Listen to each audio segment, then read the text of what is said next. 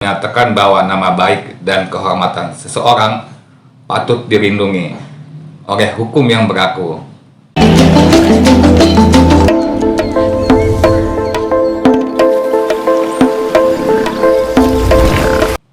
Di zaman teknologi serba digital seperti sekarang ini, internet itu mudah diakses ya di setiap tempat atau pelosok. Informasi dari orang atau media online juga cepat didapatkan ya, hanya dengan smartphone misalnya begitu ya. Media sosial banyak ya, setiap orang sepertinya punya akun media sosial ya. Tapi hati-hati ya teman-teman jika kita memposting sesuatu di akun media sosial kita ya. Jangan sampai kita posting yang menghina seseorang. Seperti yang viral di media sosial ya, seorang netizen dengan akun bernama @koprofirjati sempat memposting di akun media sosial Twitter foto Ibu Iriana Jokowi bersama dengan istri Presiden Korea Selatan. Kemudian dia menuliskan cuitannya yang menurut sebagian orang menghina Ibu Iriana Jokowi. Cuitan tersebut viral ya di media sosial karena dianggap menghina ibu negara. Kini cuitan tersebut sudah dihapus, bahkan akun Twitter tersebut sudah nggak bisa diakses lagi. Direktorat Tindak Pidana Cyber Barreskrim Polri sedang menyelidiki pemilik akun Twitter @koprofirjati yang diduga melakukan penghinaan terhadap ibu negara Iriana Jokowi. Nah, bagaimana sih hukumnya jika ada orang yang menghina orang lain lewat media sosial?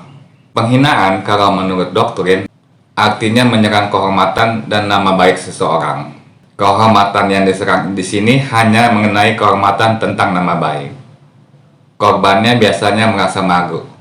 Sebelum adanya media sosial, pengaturan tentang penghinaan atau pencemaran nama baik itu ada di pasal 310 ayat 1 dan 2 KUHP. Di situ disebutkan barang siapa sengaja menyerang kehormatan atau nama baik seseorang dengan menuduhkan sesuatu hal yang maksudnya terang supaya hal itu diketahui umum, diancam karena pencemaran dengan pidana penjara paling lama 9 bulan atau pidana denda paling banyak Rp4.500. Di ayat 2-nya disebutkan jika hal itu dilakukan dengan tulisan atau gambaran yang disiarkan, dipertunjukkan atau ditempelkan di muka umum, maka diancam karena pencemaran tertulis dengan pidana penjara paling lama 1 tahun 4 bulan atau pidana denda paling banyak Rp4.500.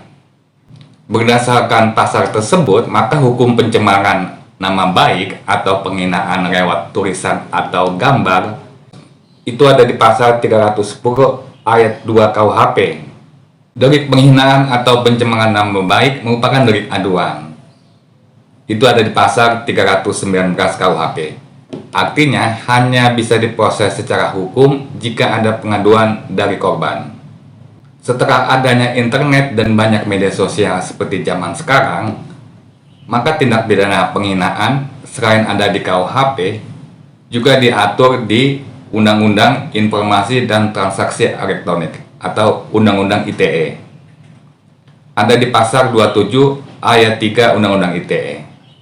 Jadi yang dilarang itu bahwa setiap orang yang dengan sengaja dan tanpa hak mendistribusikan dan atau mentransmisikan dan atau membuat dapat diaksesnya informasi elektronik dan atau dokumen elektronik yang memiliki muatan penghinaan dan atau pencemaran nama baik. Kemudian jika perbuatan tadi itu dilakukan, maka pelaku dapat dikenai ancaman pidana yang ada di pasal 45 ayat 3 Undang-Undang ITE, di mana ancaman pidananya yaitu pidana penjara paling lama 4 tahun dan atau denda paling banyak Rp750 juta.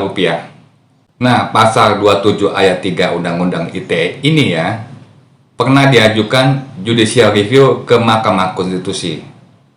Jadi ini mungkin ada orang yang nggak suka dengan pasal penghinaan ya yang ada di Undang-Undang ITE, dan menganggap pasal penghinaan itu bertentangan dengan Undang-Undang Dasar 45. Ini kan negara demokrasi, setiap orang bebas menyampaikan pendapatnya, begitu ya. Mahkamah Konstitusi dalam putusannya perkara nomor 50 tahun 2008 dalam pertimbangannya menyatakan bahwa keberlakuan dan tafsir atas pasal 27 ayat 3 Undang-Undang ITE tidak dapat dipisahkan dari norma hukum pokok yang ada dalam pasal 310 dan 311 KUHP. Lebih lanjut, Mahkamah Konstitusi juga menyatakan bahwa nama baik dan kehormatan seseorang patut dilindungi oleh hukum yang berlaku, sehingga pasal 27 ayat 3 Undang-Undang ITE tidak melanggar nilai-nilai demokrasi, hak asasi manusia, dan prinsip-prinsip negara hukum. Pasal 27 ayat 3 Undang-Undang ITE adalah konstitusional. Demikian teman semua, semoga bermanfaat.